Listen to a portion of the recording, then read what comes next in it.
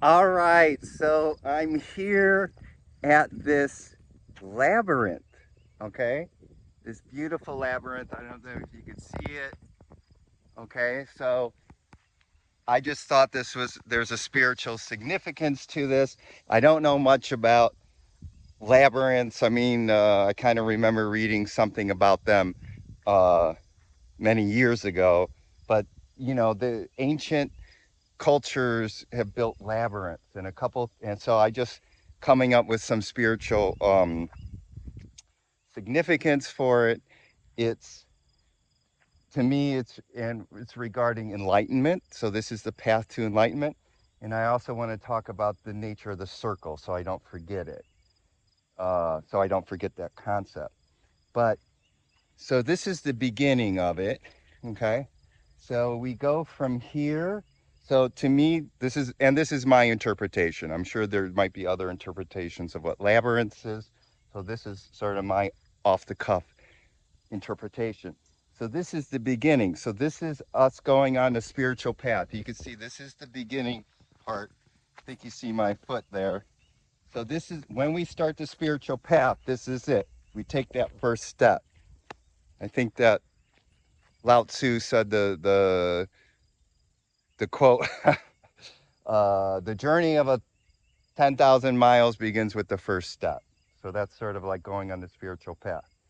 So we, what I just love about this is that we think that the spiritual path is this, from A to B, right?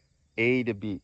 And it's sort of like this direct, da da da da. So this symbolizes, this circle here symbolizes, this is the end. This symbolizes enlightenment. Okay. Right here, this circle. Okay. So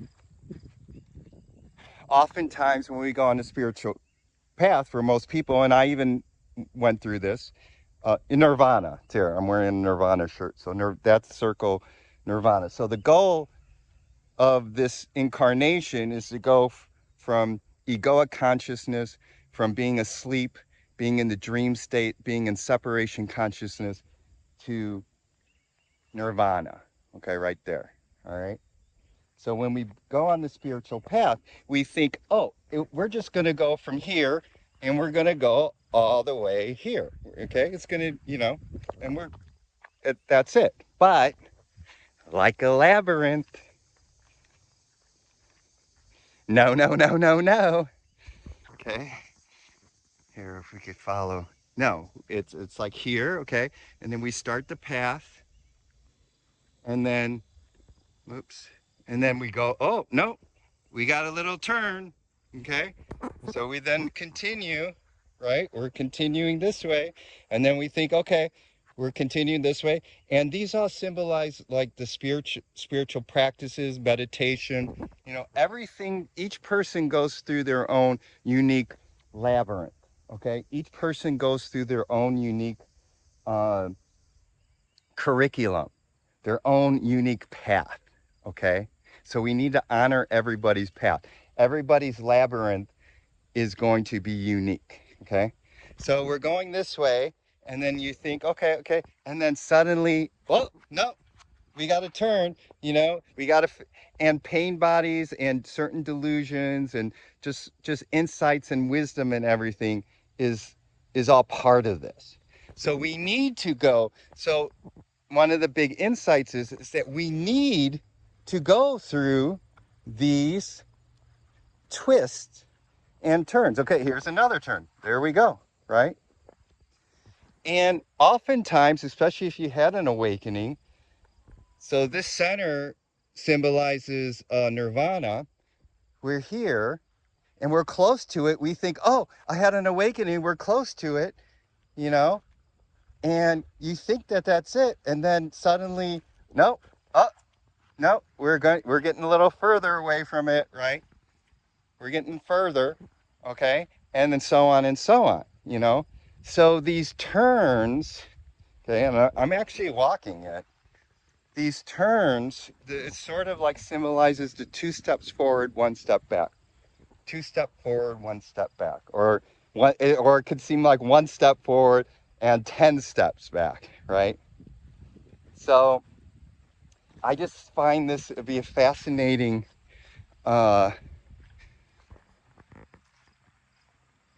if you ever, I mean, it's just a fascinating symbol, metaphor for our spiritual journey, okay? And I'm actually walking it. I guess I'm going to just walk the whole thing, well, for this, because I just want you to I don't know, I just want to do it because it's fun. This is actually my 7th time walking this, and I did count it on the 2nd or 3rd time I counted it, and I've done it frontwards and backwards. It took me 555 steps, and these are my steps, Noah's steps, okay? And so, and everybody's steps are different. Some people metaphorically could take, 250 steps or 200, some people will be 1,000 steps. Everybody has their own unique karma. So their pain bodies, their delusions, their, whatever you want to call it, right? Their own path. And everybody has, their own, and these are, done nicely, but in grass and, this is soft, this is very nice. But the labyrinths where there's like walls, right? Like hedges and, so you like literally hit a wall. And I think some labyrinths are like you hit a dead end and you turn around, so it could feel like that, you know but there's a perfection to this, because this is how we learn, this is how we grow, this is how we gain understanding and wisdom, and all these lessons. Ram Dass says, take the curriculum. So everybody has their own unique curriculum. So I'm actually going back almost to the beginning. So this was the beginning. See how close I'm to the beginning, and I'm far away from enlightenment. And this is what it could seem like on the spiritual path. It could seem like, oh, I got really close to enlightenment, or seemingly, and then pain bodies come. You go through, especially when you go through the dark night of the soul. Like the honeymoon period is very deceptive, because you could feel like you're close to enlightenment, to nirvana, even if you had an awakening. Well, no, you have had an awakening, I'm sorry, when you have the honeymoon period. And then you feel like you're close to it, but then you're back here in the dark night of the soul. You feel all far away, right? You feel far away. So it's like, that's the, how should I say? That's the craziness of the spiritual path. That's the,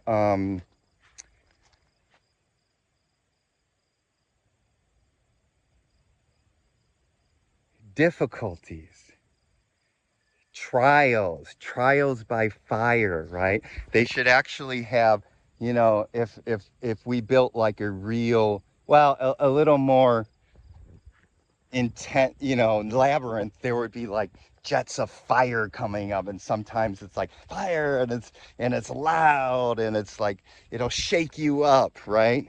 This is a very benign labyrinth, right? But in a good way. But I'm just saying, when you're facing those pain bodies, those delusions, facing those shadows, it's very painful, okay? And it's like, oh, I'm on this path. Why am I on this path? Why? I've been so, suicidal. It's like, why do I have suicide thought? Why was I, molested by a priest as a kid? Why am I a loser? Why? All these, like, me, the delusion essentially all goes back to you, right? Your selfing, your self-grasping, your me, your identity, right? So think of the labyrinth as a identity stripper, or you're taking off the identity, all these identities, right? All these beliefs, all these cherished beliefs, right? So each one of these like twists and turns is sort of like a belief stripper. It's like when you strip paint off, old paint off the house, right? It's like this is what you're doing, stripping off paint, stripping off those delusions, and it could be painful. And again, I'm back at the further circle out away here, from from nirvana, right? But and then I do want to say, because I am getting closer, I notice, is that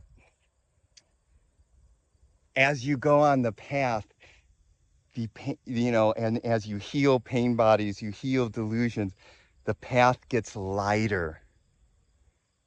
The fires that I mentioned and the tumultuous things, the path ends up becoming lighter and benign and softer and more peaceful and yummy and all that stuff. Okay. So, and then here we are. Look at this. And then I'm going to do the theme song. Da da da da da da da da da da da. Da-da-da-da-da-da-da-da-da-da-da-da. Yeah, we made it to nirvana. We made it to nirvana. So, and this is getting rid of the self, though. The only way you could do this is getting rid of the self, getting rid of the ego, getting rid of that I, me, my energy, right? So that your Buddha nature, so that your eternal self, your eternal truth, your Christ consciousness, whatever you want to call it, right? And as you do, you become as placid as this lake. See how peaceful this lake is? See how serene this lake is? That's your truth. All right. So yeah, I love it. I love it.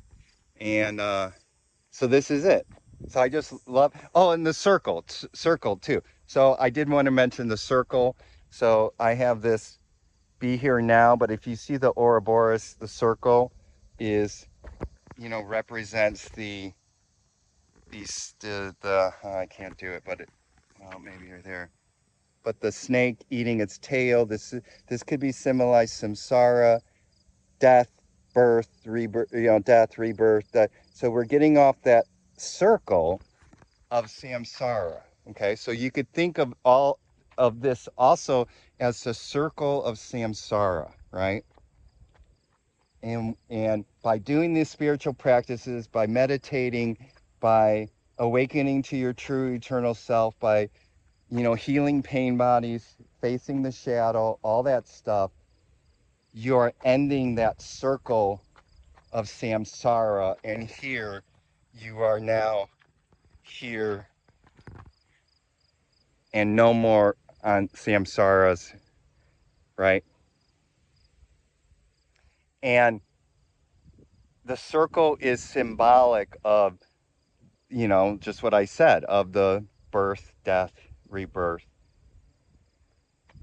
The sun is a circle, this earth is a circle, the moon is a circle. So it's a very symbolic energy, okay? And, coming and going, uh, birth, death, right? And so that whole circle, aging, death, blah, blah, blah, is ending, okay? So the circle can, and this is also can be time. This can also represent time because time is mind. Time is past and future. And we're getting off uh, that roller coaster of past and future of time. So right here in the middle, you can't see it here, but this is the middle. This is inside. So you're inside the circle. You're inside the center of the circle. Okay, there's a park bench here, but you could see the circle. The end. So that we are in the set, or you could use actually this big one. So this is the circle, the emptiness. So this is the emptiness there, and then you come back into the world metaphorically as a Buddha, okay? And you could see and experience the time, okay? You see the appearance. So the appearances could be also symbolic of the circle, you know? It appears, disappear, appearance, no appearance. Appearance, no appearance. Emptiness is form. Form is emptiness. So so then when you awaken and you're an enlightened being or Buddha or whatever, you notice the play. You notice the play of form, the time, right? But you're no longer attached to it. You're no longer grasping. You just enjoy the play of form, right? And there's a nice little butterfly. So I think that's it. So this is it. Nirvana, baby. Oh, I just noticed there's a circle too here. It's kind of a funny image, right? All right. So that's all what I got. So the spiritual significance of the labyrinth. So I guess the spiritual practice is just to contemplate the labyrinth in your life, in the spiritual practices that you're going through, and know that every path, turn and twist and turn you take is perfect for your own unique labyrinth path to reach nirvana, okay? This is your curriculum and it's perfect, even if you think it's perfect. Even if you think it's imperfect, it is perfect, okay? And just know, just keep at it, and you too will achieve nirvana and enlightenment. Just keep at it. I'm rooting for you, love you, and if you could go to a labyrinth, I really recommend it, and use it as a spiritual practice to meditate on your own life and all the twists and turns in it prior to awakening or prior to going on a spiritual path, and all the twists and turns that you're going through on the spiritual path. And just know that those are perfect. Oh, and know that all the stuff in your past was perfect too, okay? And I know that's hard for some of you out there, but just know that you had to go through that to burn off karma from past lives and so forth, but it's all perfect, okay? So I love it. And the people who came up with these things, they didn't just come up with these labyrinths for the mind. You see, the mind could think, oh, labyrinth, and oh, this is kind of fun. This is kind of like a fun game, right? Labyrinth, and you like entertainment. No, these are deep wisdom. These are deep ancient wisdom teachings that the ancients came up with, so you could transcend the ego and reach your eternal truth, reach nirvana, whatever you want to call it. Source, God, your eternity. All right, so that's it. Love you, and until we meet again next time in the nirvana of this beautiful now moment.